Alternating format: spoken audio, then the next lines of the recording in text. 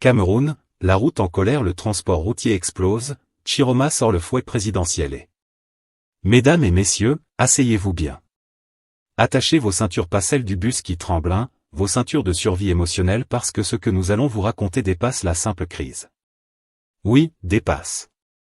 Le Cameroun vient d'entrer dans un épisode dramatique, un véritable téléfilm nigérian sous stéroïdes, où les routes hurlent, les bus se rebellent, les chauffeurs menacent, et au sommet, le président Issa Chiroma Bakary lui-même descend de son fauteuil, hausse la voix, frappe la table, et donne des directives comme un général en temps de guerre. Ce n'est plus une crise. C'est une insurrection mécanique, une rébellion des volants, une mutinerie des gares routières. On dit souvent que, quand la route pleure, c'est tout le pays qui se mouille.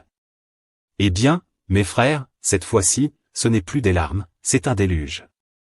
Les embouteillages se multiplient comme des champignons en saison des pluies. Les transporteurs crient à l'injustice. Les usagers gémissent comme s'ils transportaient eux-mêmes les amortisseurs. Et pendant ce temps, la poussière de nos routes prend le pouvoir. Elle est partout, même dans les décisions politiques. Mais attendez. Comme si ce chaos-là ne suffisait pas, on apprend que le président Chiroma, oui, le même Chiroma qu'on connaît, avec sa parole qui coupe comme une machette neuve, a convoqué une réunion urgente, a parlé sans trembler, et a donné des instructions qui résonnent encore dans les bureaux des hauts responsables comme des coups de tonnerre en saison sèche. Mes chers téléspectateurs, ne vous trompez pas.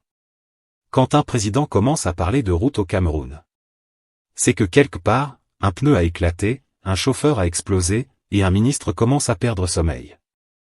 Ici, ce n'est pas juste une affaire de bus en panne ou de grève mal comprise. Non. C'est un complot, une affaire de coulisses, de réseaux, de grands patrons de transport qui se regardent comme des joueurs de cartes prêts à tricher. On murmure des noms. On cite des alliances. On parle d'un « réseau du corridor ». Et dans l'ombre, quelqu'un tire les ficelles.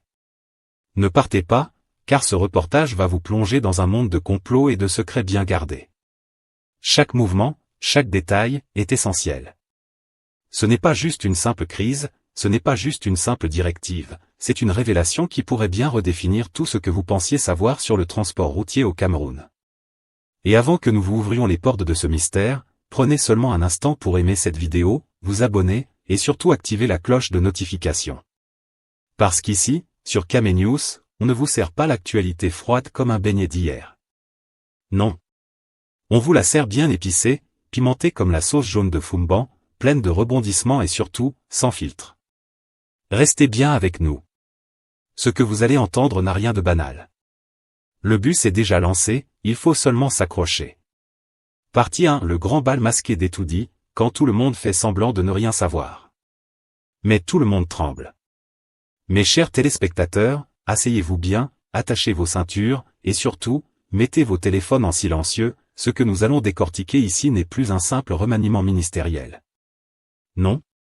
C'est devenu un grand bal masqué, un véritable nouon politique, où chacun danse mais personne ne veut qu'on reconnaisse son pagne.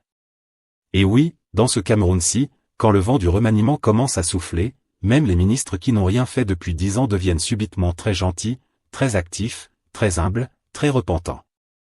On dirait des élèves de la SIL qui récitent « Bonjour madame, je m'appelle ». Parce que quand Etoudi éternue, tous les ministères se mouchent. Vous voyez d'abord, depuis qu'on a annoncé là-bas que les consultations sont terminées, l'ambiance à Yaoundé a changé comme si quelqu'un avait éteint la lampe du salon en plein match de la CAN. Les directeurs ne parlent plus fort, les ministres évitent les caméras, les DG marchent doucement. On dirait tous qu'ils ont entendu un bruit derrière la maison. Et pourtant, personne ne veut dire qu'il a peur. Ah! Le Cameroun. Ici, mes frères, personne n'est jamais au courant de rien, mais étrangement, tout le monde guette tout le monde. Le ministre voit un message sur son téléphone, son cœur saute. Le DG entend qu'on frappe au portail, son âme sort un peu pour vérifier si c'est un décret.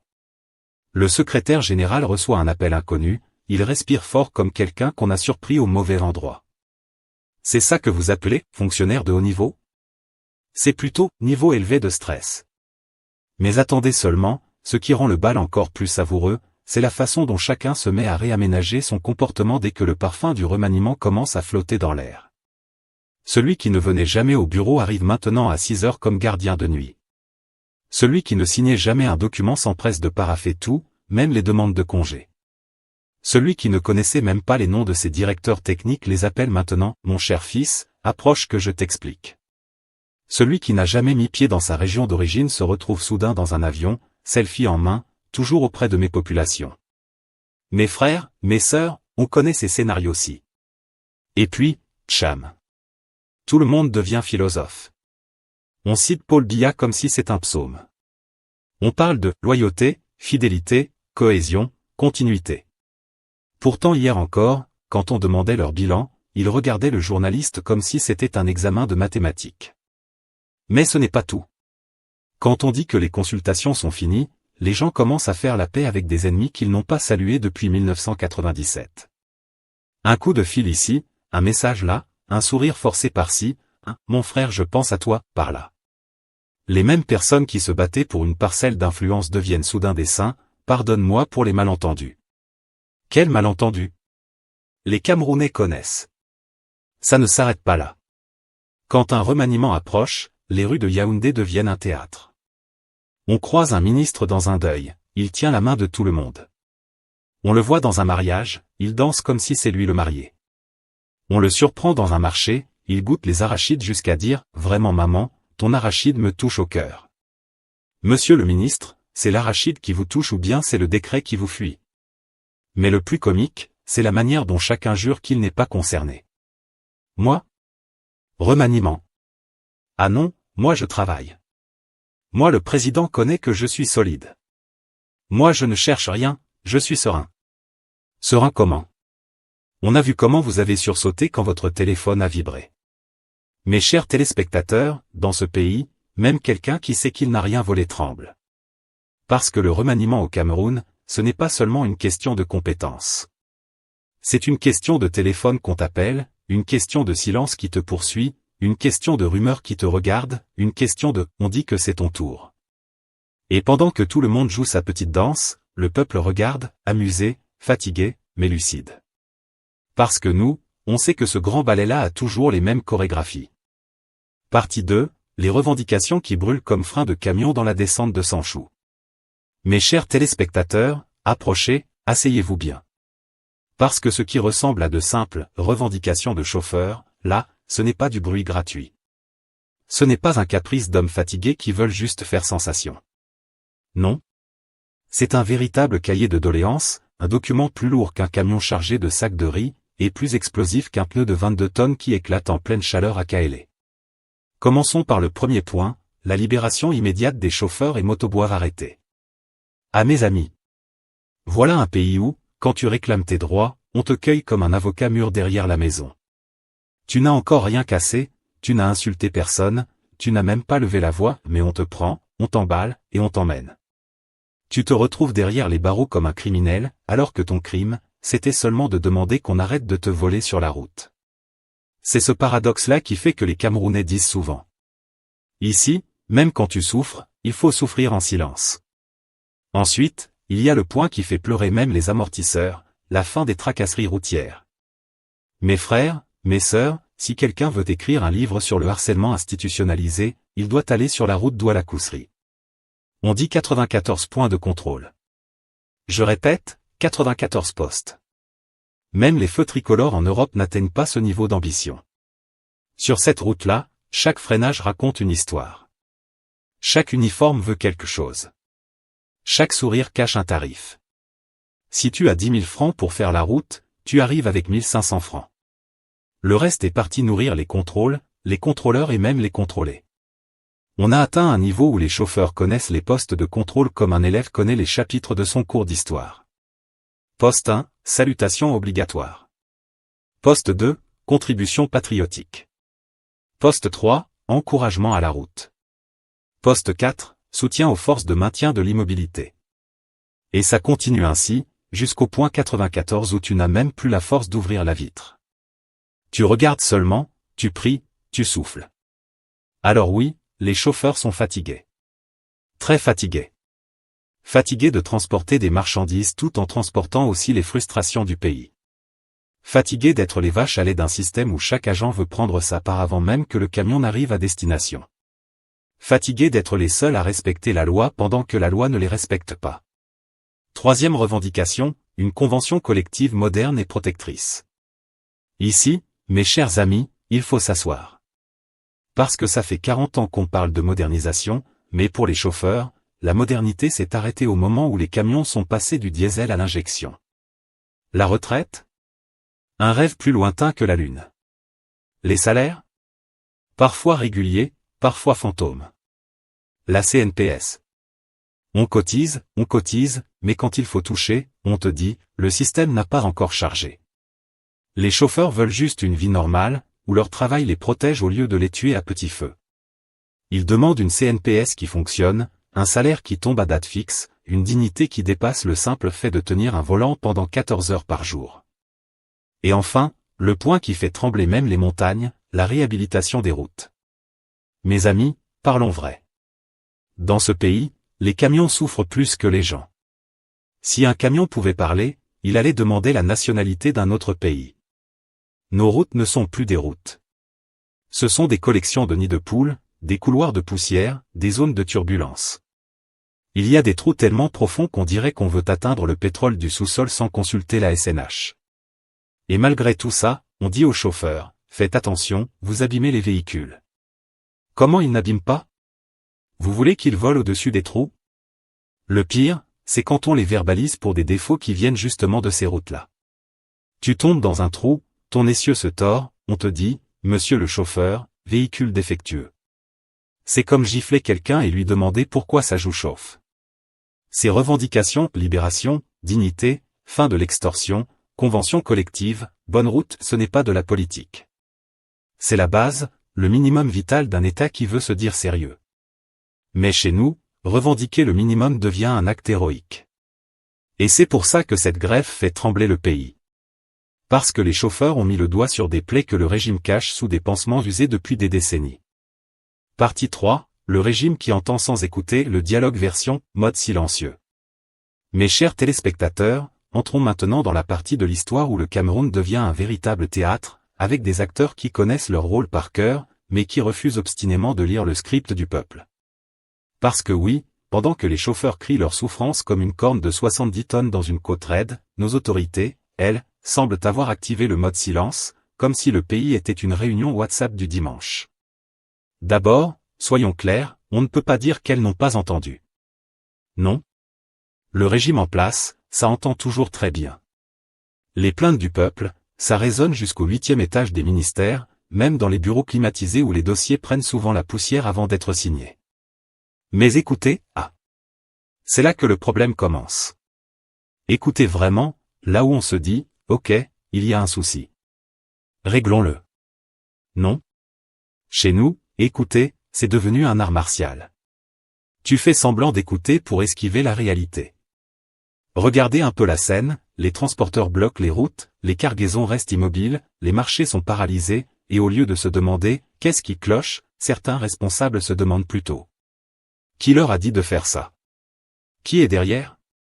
Comme si les chauffeurs n'avaient pas de cerveau, comme si leur souffrance avait besoin d'un commanditaire. Ensuite arrive la spécialité nationale, la condescendance. Vous voyez le ton paternaliste que certains responsables adoptent, là? Mes enfants, retournez au travail, on va voir ce qu'on peut faire. Comme si on parlait à des élèves qui revendiquent les bancs cassés, et non à des adultes responsables qui portent l'économie du pays sur leurs épaules. Mais c'est encore rien. Ce qui étonne le plus, c'est cette capacité du régime à transformer tout problème social en affaire de sécurité. Tu réclames la fin des tracasseries? Réponse, déploiement de forces armées. Tu demandes une convention collective? Réponse, opération musclée. Tu appelles au dialogue? Réponse, silence administratif. On dirait que chaque fois qu'on parle de réforme, certains entendent danger, menace, insécurité. Pourtant, ce sont des chauffeurs, pas des rebelles. Ce sont des travailleurs, pas des fauteurs de troubles. Ce sont des citoyens, pas des ennemis de l'État. Et puis les images. Les fameuses images. Des bulldozers Caterpillar envoyés pour pousser les camions des grévistes hors de la route. Même Hollywood n'aurait pas osé. Un Caterpillar, mes chers amis. Un engin qu'on attend pour réparer les routes, pour boucher les nids de poules, pour niveler les pistes de village. Mais chez nous, non. Le Caterpillar ne vient pas pour la route. Il vient pour intimider ceux qui la parcourent. C'est comme si on utilisait un parapluie non pas pour la pluie, mais pour chasser les moustiques. Totalement disproportionné, totalement absurde, mais totalement réel. Cette brutalité, cette gesticulation de muscles, cette démonstration de force inutile, c'est ce que beaucoup appellent maintenir l'ordre. Mais le vrai ordre, mes chers téléspectateurs, ce n'est pas le silence forcé. Ce n'est pas la peur. Ce n'est pas la répression. Le vrai ordre, c'est une société stable, juste, où les citoyens se sentent respectés. Et c'est précisément ce qui manque. Ce que la présidence élue, dit Chiroma, pointe du doigt, et qu'on le veuille ou non, il faut reconnaître que le doigt touche un nerf, c'est l'incapacité chronique du régime à saisir les signaux faibles avant qu'ils ne deviennent des explosions sociales. On attend que la maison prenne feu avant de chercher l'extincteur. On attend que les chauffeurs bloquent le pays avant d'envoyer des émissaires. On attend que le peuple crie avant de vouloir écouter. Il y a un mot pour ça, la déconnexion. Les dirigeants roulent sur des routes qu'on a balayées avant leur passage, pendant que les chauffeurs roulent dans des creux qui ressemblent à des carrières de sable. Comment voulez-vous qu'ils se comprennent? Et le plus grave dans tout ça, c'est que les exigences des transporteurs ne sont pas extravagantes. Ils ne demandent pas un salaire de ministre. Ils ne demandent pas une pension d'ambassadeur. Ils demandent simplement qu'on arrête de les traiter comme des distributeurs automatiques de billets au bord de la route. Ils demandent qu'on leur parle, qu'on les écoute, qu'on négocie avec eux, pas qu'on les déplace avec un caterpillar comme des pierres sur un terrain vague. En somme, cette crise révèle un mal beaucoup plus profond. Un régime qui croit que répondre à un problème, c'est d'abord montrer qu'on est fort, avant de montrer qu'on est juste. Mais la force sans justice, mes chers téléspectateurs, ce n'est pas de l'autorité. C'est juste du bruit. Et les Camerounais, eux, n'écoutent plus le bruit. Ils attendent la parole vraie, le dialogue vrai, la gouvernance vraie. Partie 4, la symbolique d'une lutte nationale, là où le Cameroun même s'est reconnu dans son propre miroir. Mes frères, mes sœurs, asseyez-vous bien. Parce que cette grève n'est pas seulement une affaire de chauffeurs fâchés. Non. Ce qui se joue ici dépasse le simple ronflement d'un moteur ou le bruit d'un klaxon. Cette crise, c'est comme un miroir tenu en plein soleil, tout le monde voit son vrai visage dedans, même ceux qui croyaient avoir mis assez de crème blanche pour se cacher des réalités du pays. Parce que soyons sincères, si les transporteurs toussent, le Cameroun éternue. Et si eux décident de s'asseoir un seul jour, tout le pays reste bloqué comme un chargement de planches au péage de Bekoko un dimanche. Leur mouvement, c'est un rappel qu'il existe une catégorie de travailleurs qu'on ne voit que lorsqu'ils ont un accident, mais qu'on oublie dès que leurs camions disparaissent à l'horizon. Imaginez un peu. Le vivrier? C'est le. Le gaz domestique? C'est le. Les marchandises dans vos marchés? Toujours eux. Même le poisson congelé qui nage encore dans le sachet au marché central est passé entre leurs mains. Mais paradoxalement, ce sont ces mêmes personnes-là que certains agents de sécurité considèrent comme des tiroirs-caisses ambulants. Dès que le camion freine, chacun veut goûter le chauffeur comme si c'était un gâteau de mariage. Et quand ils se plaignent, on leur dit « Patience, ça va aller ». On dirait que « ça va aller » est devenu la politique officielle du pays. Alors quand Issa Chiroma, depuis son exil, dit que les chauffeurs sont les véritables muscles de l'économie, c'est là qu'on comprend que quelqu'un a enfin décidé de dire tout haut ce que tout Camerounais murmure depuis des années. Si les transporteurs arrêtent, le pays devient un village sans route, sans commerce, sans mouvement. Mais ce qui rend cette crise encore plus symbolique, c'est que les difficultés des chauffeurs reflètent les difficultés de tout le monde. Eux, c'est les tracasseries sur la route. Le fonctionnaire, c'est les tracasseries administratives. Le commerçant, c'est les tracasseries de contrôle. Le jeune, c'est les tracasseries d'avenir. En vérité, chaque Camerounais a son point de contrôle, quelque part, avec quelqu'un qui attend pour lui dire. Et mon ami, tu connais comment on fait ici, non? Fais un geste. Les transporteurs sont juste ceux qui ont décidé de dire « assez ». Nous ne sommes pas des moissons qui attendent d'être récoltées. Et puis, parlons franchement. 94 contrôles sur Douala-Koussery? Ça, ce n'est plus une route. C'est une série télévisée en 94 épisodes, chaque poste ayant sa propre ambiance, son propre chef, son propre scénario. Si Netflix avait cette route, ils allaient gagner les Oscars du transport. La force de ce mouvement, c'est qu'il révèle que le respect n'est plus un luxe, mais une urgence nationale. Ces chauffeurs ne demandent pas des privilèges. Ils demandent un pays qui fonctionne un minimum. Des routes où un camion peut rouler sans que le chauffeur fasse les prières des 4 églises combinées avant d'embarquer. Une retraite qui ne ressemble pas à une punition. Une CNPS qui ne joue pas à cache-cache. Un salaire qui ne s'évapore pas comme l'essence dans un vieux réservoir. Et tout cela, mes chers téléspectateurs, expose une vérité profonde.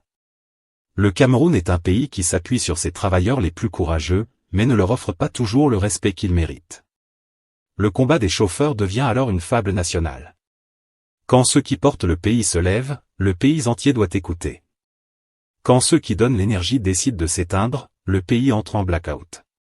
Quand ceux qui assurent le mouvement se plantent, tout le monde reste immobile. Et c'est pour ça que cette grève prend une dimension politique.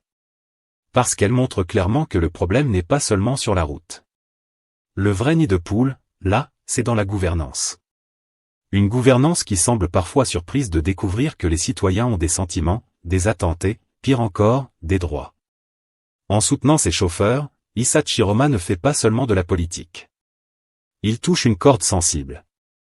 La dignité du Cameroun est ordinaire, celui qui travaille dur, qui souffre en silence, qui rêve d'un pays où on ne doit pas supplier pour obtenir ce qui est normal. Et si le pays ne comprend pas ça, mes chers amis, alors cette crise risque de devenir un manuel scolaire pour les luttes futures. Quand la route parle, toute la République doit écouter. Conclusion.